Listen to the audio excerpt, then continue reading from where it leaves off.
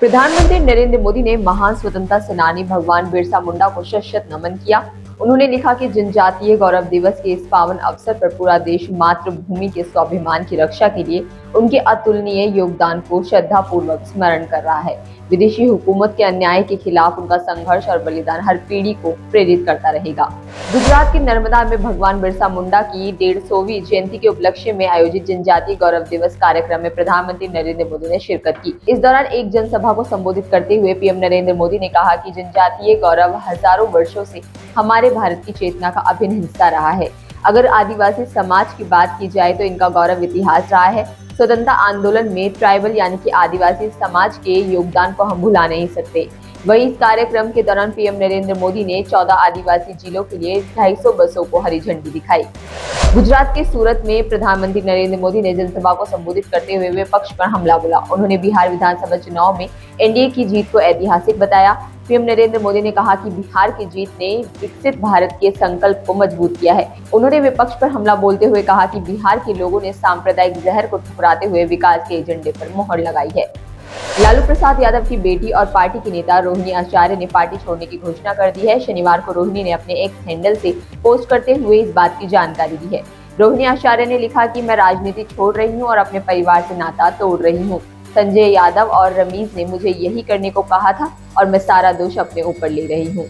दिल्ली में हुए लाल किले के पास कार धमाके के बाद पूरी दिल्ली हाई अलर्ट पर है। ऐसे में सेंट्रल दिल्ली के डीसीपी पूरे जिले में लगातार दौरा कर रहे हैं। वे बाजारों में जाकर लोगों से मिल रहे हैं, व्यापारियों से बात कर रहे हैं और उन्हें समझा रहे हैं कि यदि कोई संदिग्ध वस्तु या गतिविधि दिखाई दे तो तुरंत पुलिस को इसकी जानकारी दे। सुरक्षा के तमाम इंतजाम किए गए हैं। ड्रोन कैमरों से निगरानी रखी जा रही है और विभिन्न चेकिंग पॉइंट्स पर लोगों की आवाजाही पर कड़ी नजर रखी जा रही है ताकि किसी भी तरह की अनहोनी ना हो। श्रीनगर के नौगाम पुलिस स्टेशन में शुक्रवार रात जोरदार धमाका हुआ जिसमें कई लोगों की मौत हो गई और कई अन्य घायल हो गए।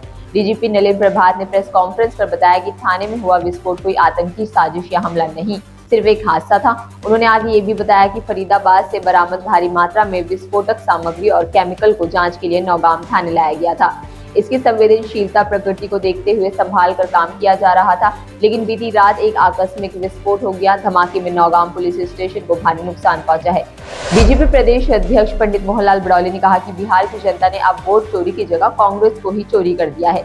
बिहार में कांग्रेस की चोरी हो गई और मात्र 6 सीटों पर सिमट कर रह गई। उन्होंने कहा कि बिहार चुनाव में कई पार्टियों के तो खाते ही नहीं खिले, जीरो पर आउट हो गई। वोट चोरी का जो मुद्दा इंडी गठबंधन ने उठाने का प्रयास किया उसका जवाब जनता ने दे दिया। बड़ौली ने कहा कि जनता ने जो जनादेश दिया है उसका कांग्रेस को सम्मान करना चाहिए।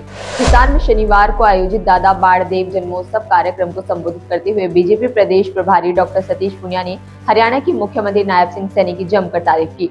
उन्होंने कहा कि अब हरियाणा में मुख्यमंत्री एक जाति का नहीं बल्कि हरियाणा का मुख्यमंत्री सभी कौम का मुख्यमंत्री है, जनता का मुख्यमंत्री है।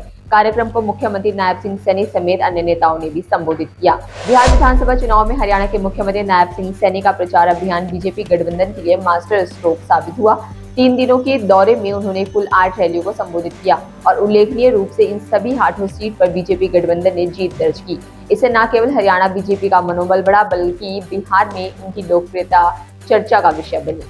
आम आदमी पार्टी ने कहा कि पंजाब के तरनतारन उपचुनाव में हरमीत सिंह संधू की प्रचंड जीत हुई। आपने निशाना साधा कि बीजेपी पंजाब विरोधी नीतियों, किसानों के खिलाफ फैसलों और पंजाब के अधिकारों पर की गई साजिशों को पंजाब ने फिर नकार दिया है। इन सभी तमाम खबरों पर क्या कहेंगे आप कमेंट बॉक्स में राय देना ना भूलें। बाकी और तमाम जानकारी के लिए बने रहिए द फ्रीडम न्यूज़ के साथ।